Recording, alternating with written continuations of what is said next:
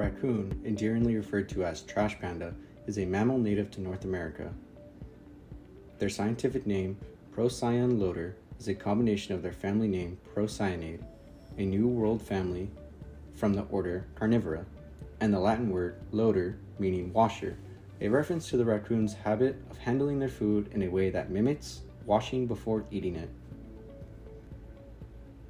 The Procyanid family of vertebrates also includes the kinkajou, the cacomystil, aka ring-tailed cat, and the coates, pronounced coates plural or coati singular. Raccoons typically have gray fur and are characterized by their banded mask and black ringed tail. These compact mammals have short, stocky limbs with longer hind legs, giving them a hunched appearance. They typically weigh around 10 to 30 pounds and average 2 to 3 feet long. They have 5 flexible toes on each one of their 4 paws and long nails that allow them to manipulate barriers and food with ease. Contrary to popular belief, raccoons lack opposable thumbs and use both front paws to handle their food. Raccoons are omnivorous, and their diet includes berries, nuts, amphibians, rodents, crustaceans, insects, and birdids.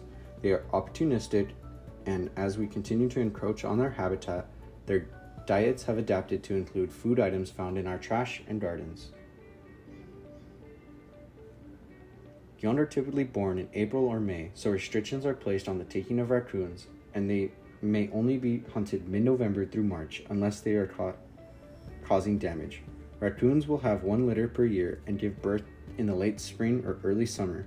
Each litter will have 3 to 6 young that will open their eyes after 3 weeks and are weaned between 2 and 4 months. The females, called a sow, and her young, called kits, will usually remain together for the first few months until they are weaned in late summer. Temperate, tropical, and terrestrial habitats are ideal for a raccoon.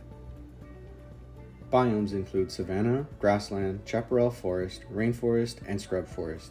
They show a strong affinity for water and will shelter near a reliable source. Raccoons are very adaptable and have grown accustomed to living in urban and agricultural settings. Constructing dens in trees is a raccoon's preference, but they are known to inhabit abandoned burrows, barns, unoccupied buildings, garbages, sewers, and houses. Geographically, raccoons can be found all throughout the United States except for parts of the Rocky Mountains, central Nevada, Utah, and Arizona. They tend to stay away from these regions because of hot weather and lack of secondary succession for them to forage in and around. Raccoons are mainly nocturnal and are rarely active during the day. While they do not hibernate, their activity significantly decreases during harsh winter months. They are solitary creatures, but as mentioned earlier, young will remain with their mothers for the first months of their life. During the day, raccoons den in high places such as trees, hollows, and rock crevices. They also make use of barns and attics in urban and ag settings. They walk in a shuffling fashion and may run up to 15 miles per hour.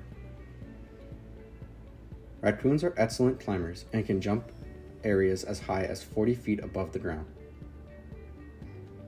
They are also excellent swimmers and can easily navigate across small bodies of water. They have an extensive vocal range that allows them to hiss, whistle, scream, growl, and snarl. Their curious nature has drawn them closer and closer to our urban borders. Signs of raccoon activity include tracks, damage to walls and roofs, torn garbage, and latrines. Raccoon tracks are easy to identify. Their gait produces paired tracks with 5 digits all pointed forward and nail marks at the tips. Their front feet are around 2.5 inches, while their hind foot is longer and averages around 3.5 inches in length. Raccoons tend to have a designated area used by all the raccoons in the vicinity. Scat pileup in these latrines are a good indication of raccoon population. Because raccoons often use man-made structures for shelter, damage to roofing and attic insulation are also good indicators. In this search for food, raccoons often climb into our garbage cans, sometimes tipping them over and stewing in the trash. They are typically comfortable living among humans and will often times show themselves without fear if they are walking around at night. As our cities encroach on the raccoon's natural habitat, interactions between us and them become more common. Raccoons are experts when it comes to adapting to new surroundings, and our urban settings provide easy access to food and shelter. This habitat we provide them blurs the lines between what is ours and theirs, leading to both direct and indirect forms of damage to our infrastructure and health. In the process of finding shelter and denning sites, raccoons often turn to our own developments, getting into attics, walls, chimneys, and foundations, and tearing off shingles and boards in the process. Typical raccoon damage repairs can cost anywhere from $100 to $1,000. Removal and subsequent sanitation ranges from $150 to $1,500. In rural and agricultural settings, they may cause damage to campsites, unoccupied second homes, trailers, barns, and other ag buildings. Farmers suffer significant economic loss due to raccoon crop damage. As far as indirect damages are concerned, raccoons and humans' interactions provide ample opportunity for the spread of disease. These vertebrate pests are known to carry ectoparasites such as lice, ticks, and mites that spread from the nest throughout the home, as well as disease such as canine distemper, trichinosis, leptospirosis, tularemia, Chagas disease, and rabies. According to a 2005 NCBI study, we faced global monetary expenses due to rabies of around $695 million annually. Raccoons can be removed in a number of ways that are both successful and safe for both your household and the animal. Because raccoons live in and around urban areas, live caught is a preferred method. Setting up a 32 by 12 by 12 trap is perfect for capturing raccoons and other large mammals such as opossums, feral cats, and stunts. Here we have included an explanation of how to set up the trap. Alright, so we have a raccoon trap right here, and if you look right behind you, we have a little storm drain, and we were sure that he was coming through there. We put a little bit of a baking powder so you could see his tracks, and so we knew he was coming through here. And we basically set that trap right over here under this tree, and that's how we got him.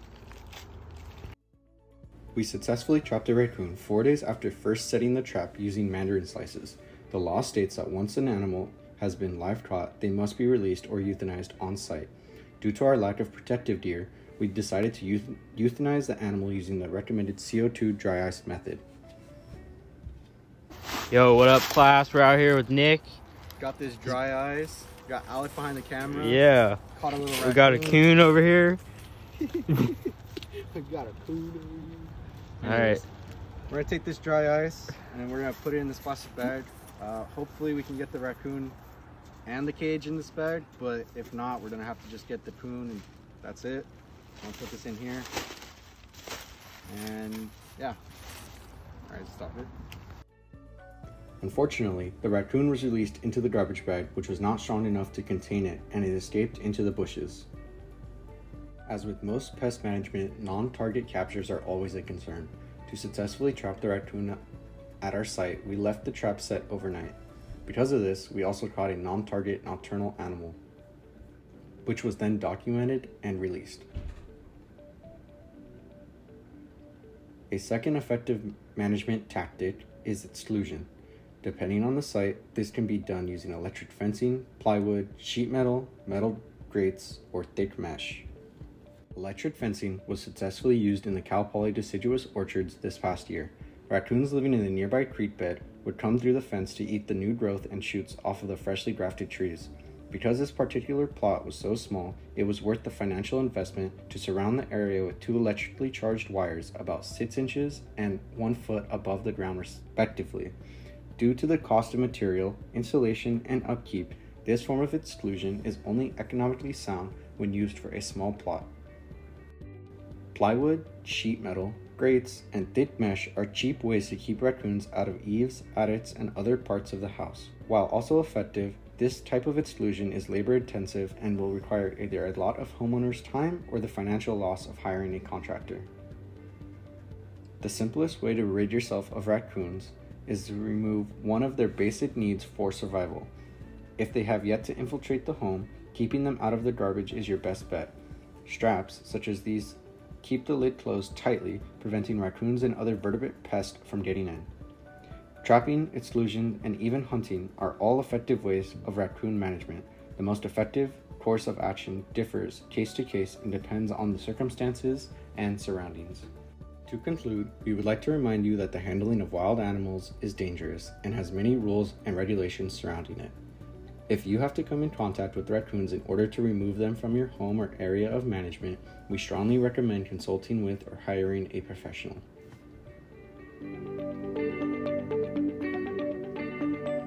Thank you.